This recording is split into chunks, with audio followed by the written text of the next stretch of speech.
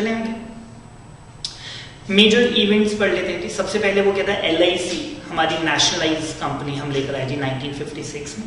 Non life insurance के अंदर हम GIC, ठीक है, ये दोनों कंपनी गवर्नमेंट की हैं जी, 1972 में लेकर आए। फिर वो कहता है कि जी मल्होत्रा कमेटी ने पहली बार रेकमेंड किया कि सर प्राइवेट प्लेयर्स को भी इंश्योरेंस सेक्टर में आने देना चाहिए।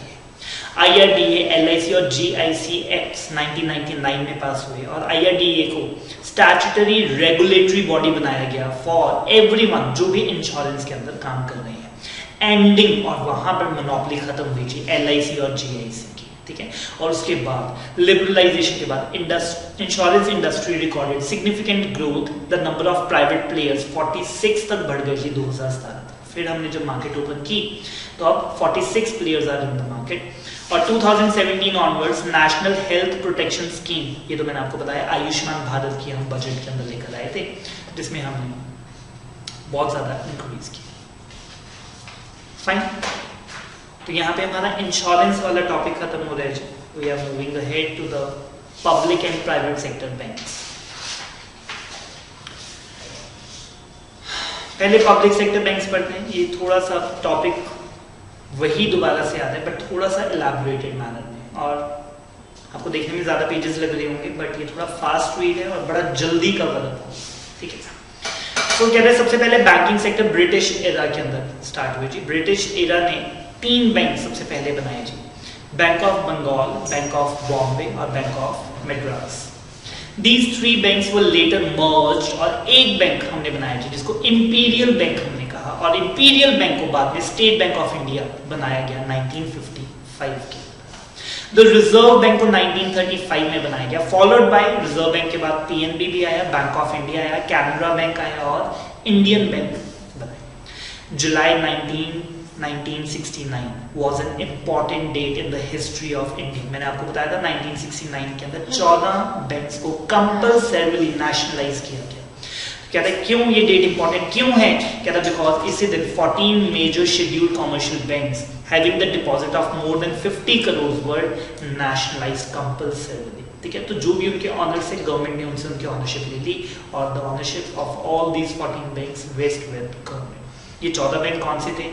सिर्फ एक बात मैं आपके लिए पढ़ देता हूँ। Central bank of India, bank of Maharashtra, Dena bank, Punjab national bank, syndicate bank, Canara bank, Indian overseas bank, Indian bank, bank of Baroda, union bank, Allahabad bank, UBI, UCO bank and BOI, bank of India.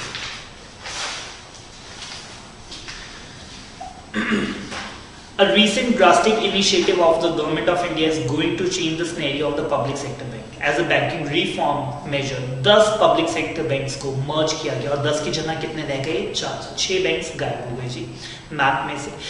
Actual में क्या हुआ? सरकारी banks ना they were struggling financially, ठीक है, और you can witness the difference। मैं private sector bank में जाता हूँ ना तो वहां पर जी एक बड़ा ही, ठीक है, वेल एजुकेटेड बॉय और girl who is speaking to the English, और वो मेरे को कहते हैं कि sir how can I help. मैं उनको कहता हूँ सर अकाउंट बनना है। मैं अपना एक्सपीरियंस बता रहा हूँ HDFC के अंदर जब मैं कॉलेज टाइम में था, ठीक है। सो मतलब very well behaved girl welcome me in the branch, ठीक है। और उसने कहा कि सर मैंने उनको बोला कि मैंने अकाउंट खोलना है। उसने मेरे को प्रॉपर डॉक्यूमेंट्स दिए। अगले दिन जब मैं डॉक्यूमेंट्स लेकर गया तो शी लिटरली उसने मेरे को कैबिन में बिठाया और उसने कहा कि सर आपका फॉर्म मैं भर देती हूँ, ठीक है। उसने पूरा फॉर्म भरा, मेरे को बताया कि ये 8 जन आपको साइन करना है, और 3 डेस्क पे घूम के अप्रूव करवा के मेरे पैसे डिपॉजिट करवाए और मेरे को पासबुक लेके दी, ठीक है। और यही मैं उसके बाद गया यूको बैंक के अंदर, तो फिर दे धक्के पे धक्का, ठीक है, उधर जाओ, और जहाँ पे जाना था वहाँ पे टेबल खाली थी, कोई बैठा ही नहीं हुआ, ठीक है। सच अ हरासमेंट, ठीक है। और देन आई डिसाइडेड कि जी सरकारी बैंक में नहीं जाना, ठीक है। इतने भी जिंदगी में पाप नहीं कि यहाँ पर धक्के खाने पड़े। And literally I never go to a public sector bank afterwards. So जिसकी वजह से बहुत ज्यादा business HDFC, yes bank, Kotak Mahindra bank, ICICI bank ने प्रिक्योर किया बिकॉज ऑफ देयर सर्विसेज, ठीक है। एंड टुडे आज के टाइम में सर्विस जो दे रहे हैं ना, दे आर द बॉस, ठीक है। सो नाउ दे रियलाइज कि इनका बिजनेस बहुत कम हो रहा था और बहुत अच्छे रिफॉर्म्स इन्होंने लिए, ठीक है। मैं आउट ऑफ द टॉपिक एक बात आपको बताना चाहता हूँ। मेरे फ्रेंड थे, उसके फादर 63 ईयर ओल्ड, ठीक है, SBI में काम करते थे, पैकेज उनका 2.25 लाख रुपए पर मंथ का, ठीक है, क्योंकि वो 30 सालों से वहीं पे काम कर रहे थे, ठीक है, तो बढ़ते बढ़ते बढ़ते 7% से भी बढ़ते वो 30 सालों के अंदर जी पहुंच गए 2.25 लाख रुपए के ऊपर। बैंक ने उनको कहा कि सर रिट्रेंचमेंट प्लान के अंदर कंपल्सरीली आपको रिटायर होना ही पड़ेगा, ठीक है, क्योंकि बैंक ने क्या एनालाइज किया कि ये जो 63-year-old पर्सन है he is not able to serve properly, ठीक है, और आप किसी सरकारी बैंक में जाते हैं, मैं अपना बताता हूँ जी, मैं तो I just look for a young face, ठीक है, जिसको कंप्यूटर चलाना आता हो, जिसको लॉग इन करना आता हो और जो थोड़ा बात करने में, क्योंकि मेरे को ऐसा लगता है कि जो थोड़े ओल्ड एज हैं वो बहुत ही मतलब स्लो हैं और थोड़े चिड़े चिड़े से रहते हैं और इस तरह से, and experience is not good. और वो यंग बंदे की सैलरी पूछो तो वो कहेगा सर मेरे को तो 25 से 30 हज़ार रुपए पर मंथ मिलते हैं, और वो सीनियर से पूछो जो कोई काम नहीं कर रहा, ठीक है, जो बड़ा इनएफिशिएंट हो गया ओवर द टाइम, हाँ, उसकी पैकेज है 1.5 लाख।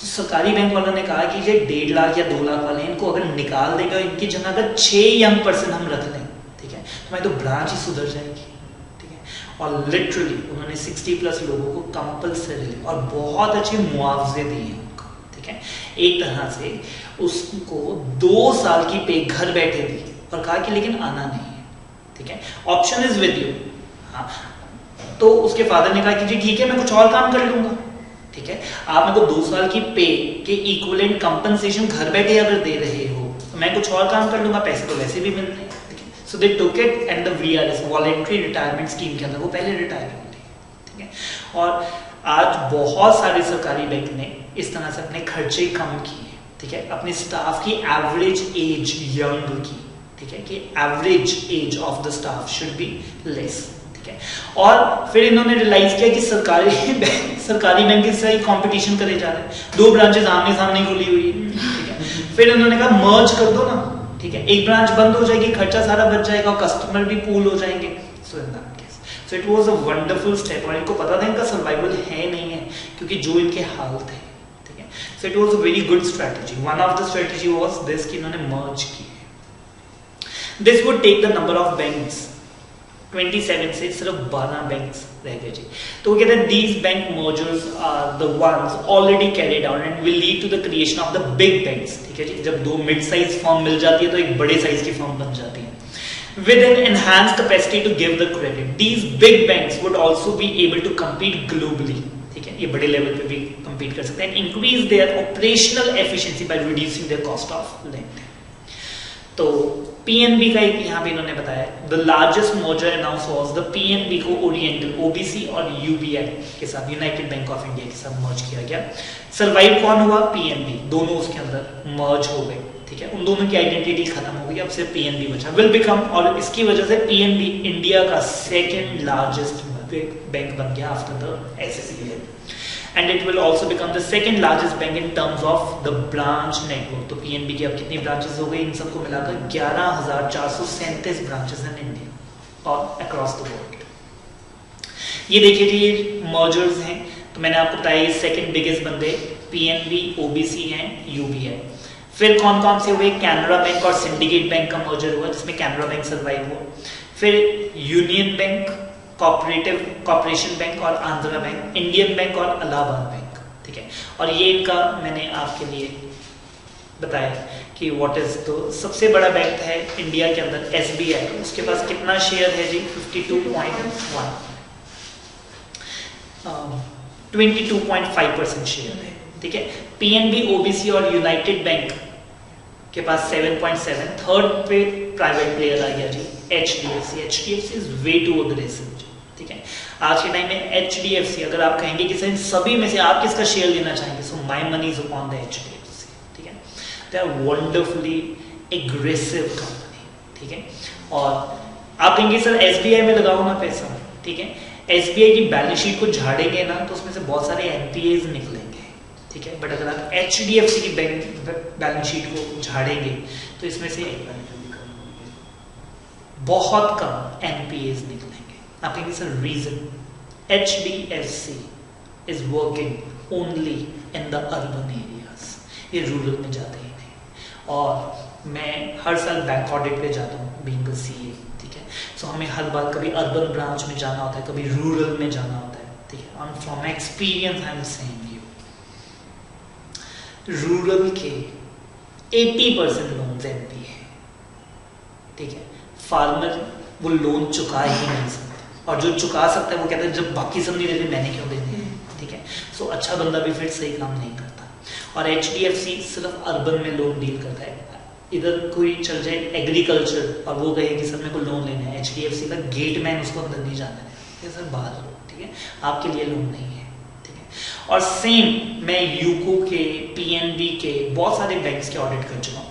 यही यूको की अगर मैं घंटाघर वाली ब्रांच में जाता हूँ या हैबोवाल वाली ब्रांच में जाता हूँ या अर्बन ब्रांच में जाता हूँ, 99% loans are regular, people are paying their installments on time, ठीक है। तो उनकी अर्बन जो एडवांसेस हैं बहुत अच्छे हैं, पर जब बात आती है रूरल की तो पूरा चक्का जाम है जी, ठीक है। So that's why my money is upon the HDFC, because ये रूरल में डील ही नहीं करते। चलिए जी आगे। बिजनेस वाला टेबल क्या शो कर रहा है? ये रैंकिंग शो कर रहे थे किसके पास कितना मार्केट शेयर है business side. Okay,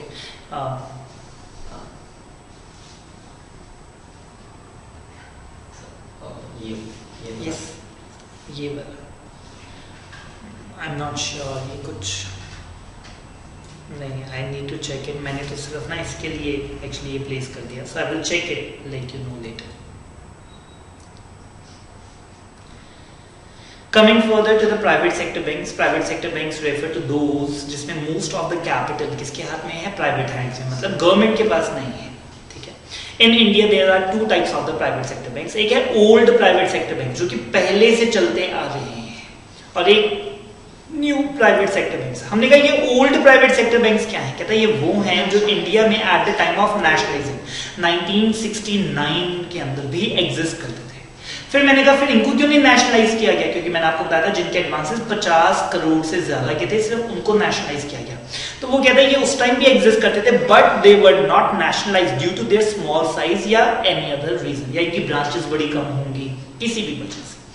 after the banking reforms इनको लाइसेंस मिल गया, और ये भी न्यू प्राइवेट बैंक्स के साथ और गवर्नमेंट बैंक्स के साथ आज भी काम कर रहे हैं।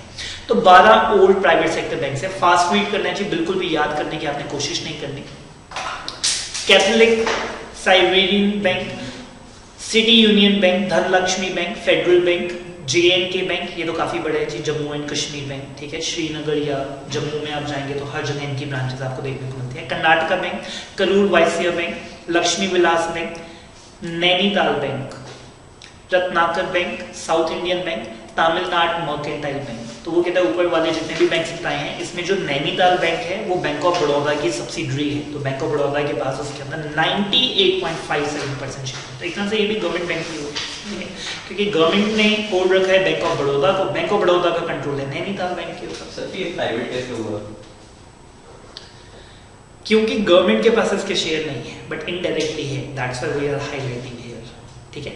और ये ऐसे भी प्राइवेट हो सकता है कि लेटर से बैंक ऑफ बड़ौदा के पास पहले कम शेयर थे, उन्होंने अब बढ़ा दिए, ठीक है। सो आज इसको इस लिस्ट में से निकाल देना चाहिए। और न्यू प्राइवेट सेक्टर बैंक्स, तो वो कहता है न्यू प्राइवेट सेक्टर बैंक जो कि बाद में आए जी, और 1993 के अंदर जब हमने अलाउ कर दिया। एट प्रेजेंट 9 बड़े बैंक है जी हमारे पास, Axis bank, DCB that is the development credit bank, HDFC, ICICI, IndusInd bank, Kotak Mahindra bank, yes bank, IDFC और बंधन बैंक। चलिए आगे।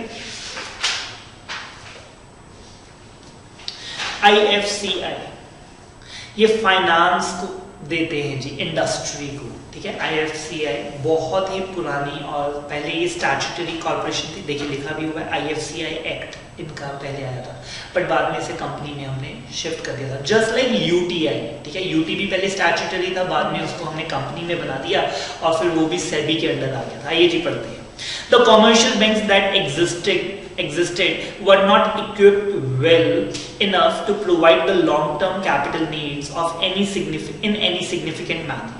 Against this backdrop and to bridge the demand-supply gap,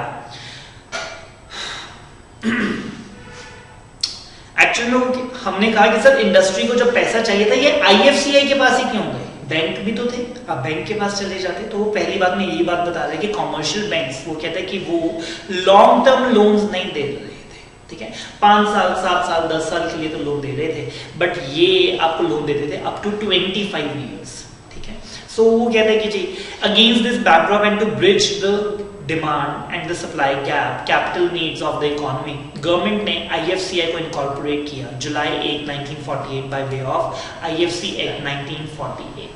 IFCI was the first development financial institution of India to set up to propel economic growth through the development of infrastructure and industry. Since then, IFCI has contributed in all the three spheres of the growth and the development: manufacturing, infrastructure and services, and agriculture allied sectors. The liberalization of the Indian economy in the 1991 made the significant changes in the Indian capital market and the financial system. To aid the raising of the funds directly through the capital markets, जो ICSIS के constitution को हमने change कर दिया और इसे statutory corporation से company बना दिया 1956 एक्ट के अंदर। लेकिन 1991 में तो यही एक्ट था, लेकिन अब तो ये कौन सा एक्ट हो गया, 2013। ठीक है, तो अब तो कंपनीज एक्ट 2013 हमारे पास आ गया। तो वो यही बता रहा है कि 1991 में इसका स्टैट्यूटरी स्टेटस हमने खत्म कर दिया और इसको भी एक नॉर्मल कंपनी के तौर पे रजिस्टर करवा दिया। सब्सिक्वेंटली फिर इसका नाम भी चेंज करना पड़ा IFCI लिमिटेड, क्योंकि कंपनीज एक्ट कहता है कि हर कंपनी को अपने नाम के पीछे लिमिटेड या अगर प्राइवेट लिमिटेड है तो प्राइवेट लिमिटेड लिखना जरूरी है। IFCI कैसे देता था जी, लोन कैसे देता था, तो इनके पास बहुत सारे लोन प्रोडक्ट्स थे। ठीक है जी, आप लोन ले लीजिए 2 साल 5 साल 10 साल का। प्रोजेक्ट फाइनेंस, अगर आपका कोई प्रोजेक्ट है तो उसके अंदर हम फंडिंग आपकी कर देते थे कॉस्ट का। कॉर्पोरेट फाइनेंस, सिंडिकेशन, सिंडिकेशन पता है किसी को क्या होता है, loan syndication, no one knows. Loan syndication होता है जैसे कि विजय माल्या का केस था। विजय माल्या जब फरार हुआ जी, तब न्यूज में आया कि 9,500 करोड़ रुपया जी बैंक का देने वाला है। जब पूछा गया कौन से बैंक का देने वाला है, तो वो कहते हैं सर ये सिंडिकेट लोन था, सिर्फ एक बैंक से नहीं लोन लिया हुआ था। मेजर बॉरोवर उसमें SBI था, उसमें से 5,000 करोड़ रुपया अकेले SBI का था, फिर 2,000 किसी और बैंक का 2,000। सिंडिकेट होता है जब कोई एक बैंक अकेला आपको इतने पैसे देने से मना कर देता है। ठीक है, तो एक बैंक फिर चार्ज लेता है और वो क्या कहता है कि जी मैं 5 बैंक इकट्ठे करूंगा आपके बिहार, और वो पांचों के अंदर फिर वो मिल के उसको लोन देते हैं। उसको बोलते हैं लोन सिंडिकेशन, जब मल्टीपल बैंक्स मिल के आपको लोन देते हैं। एंड द स्ट्रक्चर्ड प्रोडक्ट्स, ये फास्ट रीड है जी, not so well. Moving further to the SIDBI, नाम से पता लग रहा है जी, small industry development bank of India. SIDBI Act set up on the 2nd April 1990 under the Act of Indian Parliament, acts as a principal finance institution for the promotion, financing and the development of the micro, small and the medium enterprises, जिसको हम क्या बोलते हैं, MSME sector, as well as the coordination of the functions of the institution engaged in the similar activities. SIDBI के main initiative वो बता रहे थे कि 1990 में ही आए थे, अब तो वैसे 30 साल होने वाले हैं, तो वो कहता है पिछले 25 सालों में इन्होंने क्या क्या अच्छे काम किए उसके बारे में थोड़ा सा सुन लीजिए। तो वो कहते हैं कि ये अभी तक 5,40,000 करोड़ के लोन्स दे चुके हैं जी MSME सेगमेंट के अंदर। ठीक है, directly impacting over 3.6 crore persons और द एंटरप्राइज। 360 लाख मतलब 3 करोड़ 60 लाख पर्सन और एंटरप्राइजेस को इम्पैक्ट कर चुके through it's branch network of around 80 offices spread across the country, as well as through the network of the banks and the institution, और having more than 1.25 lakh branches। ठीक है, जैसे SIDBI ना आगे outsource कर देते हैं, आपको किसी बैंक के अंदर SIDBI का काउंटर दिख जाएगा। ठीक है, तो वहां पे SIDBI वाले बैठते हैं। अब ये पूरा अपना इंफ्रास्ट्रक्चर नहीं लेकर बैठते, तो ये यूको बैंक के अंदर आपको एक SIDBI का ऑफिस दिख जाएगा। ठीक है, सो ये उस तरह से आउटसोर्स कर देते हैं। वैसे तो इनकी 80 ऑफिसेज ही हैं, ठीक है, बट अलग अलग ब्रांचेस के अंदर इन्होंने अपने आउटलेट्स खोल रखे। Extending the loans equity and the quasi equity aggregating to 13,689 crores, जिससे बेनिफिट मिलता है 356 लाख disadvantaged people, जिसमें ज्यादातर women हैं, through its micro finance operations, supporting more than 1.16 lakh budding entrepreneurship and infusing the skills and the reskilling initiatives। ये जो stats हैं जी, fast read बिल्कुल भी आपने मेमोराइज करने की कोशिश नहीं करनी।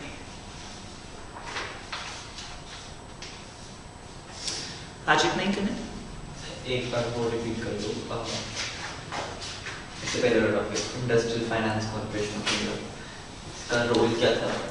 जी मेन इंडस्ट्री और इंफ्रास्ट्रक्चर को लॉन्ग टर्म लोन्स देने के लिए लेकर है, ठीक है। क्योंकि जो बैंक्स थे दे वर नॉट दैट इक्विप्ड कि वो इतने लंबे टाइम तक फंडिंग कर सकें और इतने ज़्यादा फंडिंग कर सकें। जैसे इंफ्रा के जो प्रोजेक्ट्स होते हैं, कहीं पे किसी ने पुल बनाना है, ठीक है, लेटर से लुधियाना से दिल्ली तक की सड़क बनानी है, कोई नेशनल हाईवे बनाना है, तो कंपनीज को पैसे चाहिए होते हैं लाइक 100 करोड़ 500 करोड़, ठीक है। तो बहुत बार बैंक्स इतनी मेजर फंडिंग्स नहीं करते हैं, ठीक है। और इंफ्रा के प्रोजेक्ट्स भी ना ऐसे चलते हैं, जैसे कि सिर्फ नॉलेज के लिए बता रहा हूँ, लेटेस्ट से मैं एक कंपनी हूँ और गवर्नमेंट ने टेंडर निकाला कि 8 लेन हाईवे बनाना है लुधियाना से दिल्ली तक, वैसे बना हुआ है बट लेटेस्ट से पहली बार बनाना है। तो मैंने टेंडर भरा, किसी ने कहा कि जी 1500 करोड़ रुपया लेंगे, किसी ने कहा कि जी 1400 लेंगे, मैंने कहा कि जी मैं 1200 करोड़ लूँगा, मेरा टेंडर अप्रूव हो गया, ठीक है। गवर्नमेंट ने कहा, तो मैंने कहा लाओ 1200 करोड़ कल से काम शुरू करते, तो गवर्नमेंट कहती पैसा नहीं होने थे, तो मैंने कहा पैसा नहीं देना मतलब फिर ये 1200 करोड़ कहाँ से आएगा? तो वो कहते हैं कि ये आप ही रिकवर करोगे टोल वगैरह के, ठीक है, पब्लिक से लेना। गवर्नमेंट कहती है कि जी हमारे पास कोई पैसा नहीं है, हमारे तो फटे हाल हैं, सो इन दैट केस आप पब्लिक से ही पैसा लेना। तो मैंने कहा पब्लिक तो तब पैसा देगी जब हाईवे बन जाएगा, तो गवर्नमेंट कहती है हाँ पहले आप हाईवे बना दो, टोल लगा लो, ठीक है। टोल की परमिशन हम आपको देते हैं कि 15 साल आप टोल लगा लो, ठीक है। जैसे बहुत बार टोल हट भी जाते हैं जब टाइम उसका पूरा हो जाता है, ठीक है। सो मैंने कहा कि जी पहले तो 5 साल में मैं इसको बनाऊंगा, फिर 5 साल में मेरा पैसा रिकवर होगा, फिर अगले 5 साल में मैं जाके प्रॉफिट में आऊंगा, ठीक है। तो 15 साल लग जाएंगे, ठीक है। तो IFCI को मैं कहता हूँ कि जी 1000 करोड़ रुपया आप मेरे को लोन दे दीजिए 15 साल के लिए, ठीक है। जनरल बैंक्स इसकी फंडिंग नहीं कर रहे थे, तो यहाँ पर इंफ्रास्ट्रक्चर और बड़े प्रोजेक्ट फाइनेंस के लिए इंडस्ट्री के अंदर IFCI को हमने इनकॉर्पोरेट किया कि ऐसे एक्स्ट्राऑर्डिनरी और बड़े लेवल के केसेस को IFCI फंडिंग करके देगा। बट सर अगर बैंक्स के पास ही पैसा इतना नहीं था, तो ये कंपनी या स्टैट्यूटरी बॉडी बना के उसके पास इतना पैसा कहाँ से आ गया? RBI, ठीक है। और ये प्रॉपर अच्छे मॉडल्स हैं, गवर्नमेंट इनमें क्यों नहीं पैसे लगाएगी? IFCI क्या आपसे इंटरेस्ट नहीं लेगा, ठीक है, कमाई तो वो भी करेगा ना, ठीक है। सो उसने कहा कि जी ठीक है, I have the patience and I have the appetite to take the risk. क्यों? पैसा मेरा अपना नहीं है, गवर्नमेंट को तो पैसे की पेन नहीं है, बट कोई प्राइवेट या कोई और बैंक सोचता था कि मेरी तो पूरी बैलेंस शीट हिल जाएगी, मैं तो आउट ऑफ कंपटीशन हो जाऊंगा अगर एक भी केस बिगड़ गया। IFCI कहता है कि वी हैव द एपेटाइट, ठीक है, हम इतना रिस्क ले सकते हैं। अब ये RBI की सब्सिडी है? नहीं, अब तो ये रिजॉल्व हो चुकी है। अब तो 1991 में हमने कंपनी बना दी ना ये, ठीक है। Now it is not the statutory body, ठीक है, ऑल्दो काम वही करती है, ठीक है, बट अब ये सेल्फ सफाइज्ड हो गई, ठीक है। अब इनके पास बहुत सारे फंड्स भी इकट्ठे हो गए, पैसे कमा के, ठीक है। So now they can regulator भी गवर्नमेंट ही करती है। यस, ठीक है। So that is it for today.